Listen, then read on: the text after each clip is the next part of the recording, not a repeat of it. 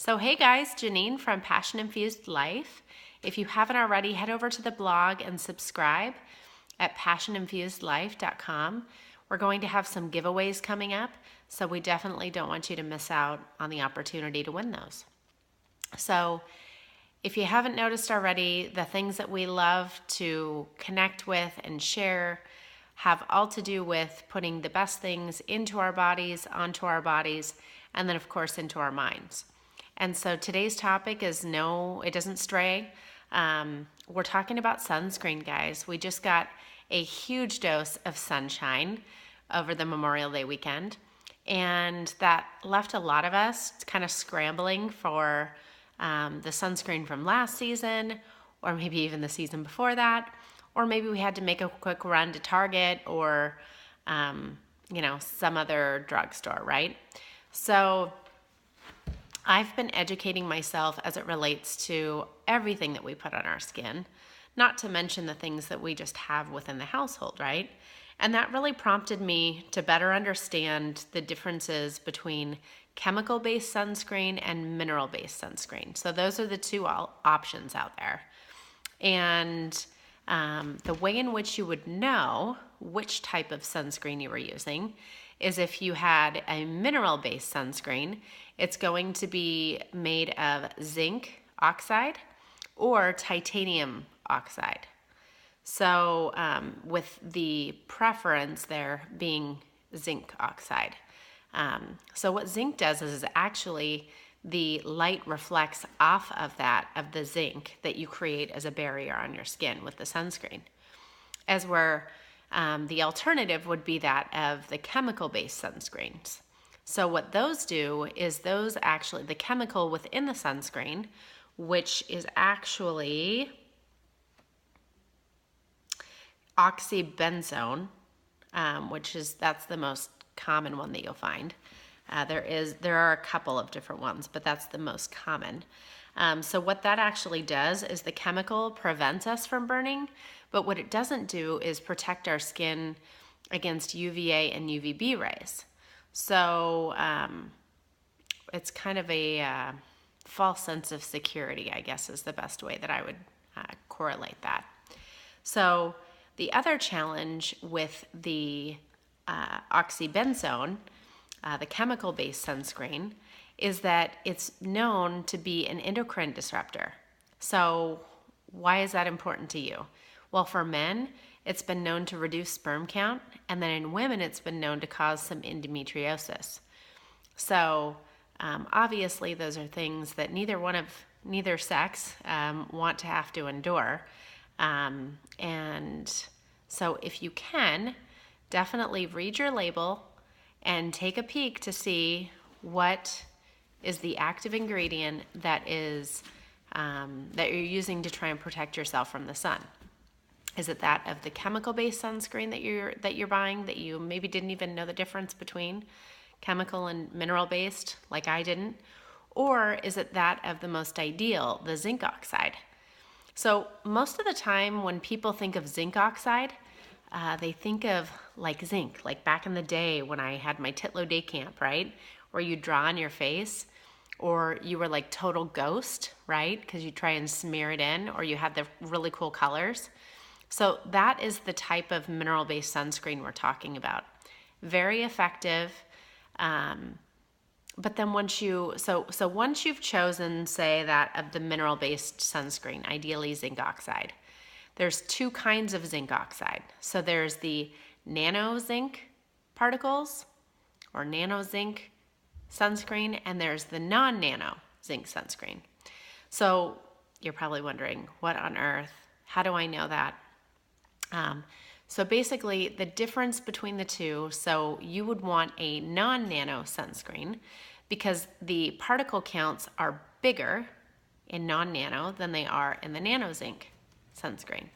And so you're not only getting the benefits with the non-nano of obviously the light reflecting off the zinc and protecting your skin, and again it's mineral based, but it's not such small particles that they're so rapidly absorbed through the skin. In fact, within 26 seconds is how quickly those particles, specifically in the nano zinc particles, are being absorbed into the bloodstream. So just to summarize, check out the different types of sunscreen that you have in your medicine cabinet, and take a peek. Are you using chemical-based or are you using mineral-based? And more importantly, what kind of zinc, if you have gone down the mineral route, is it the non-nanoparticles? So now you're probably wondering, okay, like, can you just save me some steps and make some recommendations, like what kinds of sunscreens are mineral-based that are non-nanoparticles that you would recommend? So the EWG, so the Environmental Working Group, is actually a third party that did all of this work for us, which is amazing. And they do this every year. They actually tested this last season over 1,400 sunscreens, and they were all tested, and only 5% of the 1,400 guys, only 5% met their safety standards. So the EWG is actually, it's a non-profit, and it's an external nonprofit that basically collects data and they then report back to the consumers. So it's pretty fantastic. So basically, and I'll link it within this video in the comments, but basically some of the 3 top picks that they referenced was that of the Beauty Counter zinc oxide sticks. So there's the body stick and there's the face stick. I've talked about both of them. Our family loves them. They go on incredibly easy. They protect for up to 80 minutes within the water. And Emery had a pool party 2 weeks ago and didn't even have a tan line. And she was in full-on sun for 4 hours. So that's the one, as you can tell, I absolutely love. Another recommendation that the EWG had was that of Badger.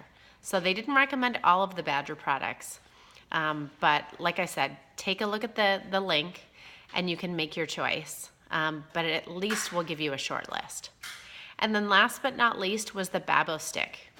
Now the reason why they're talking about sticks being the best version of the non-nano zinc sunscreens is because the zinc oxide is actually suspended within the stick.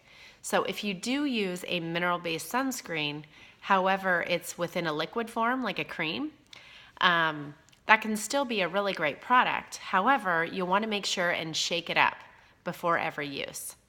So again, just to summarize, check out your sunscreens, compare them against the EWG or Environmental Working Group website. They also have an app for you smartphoners. It's called Healthy Living. Again, it might be abbreviated by EWG.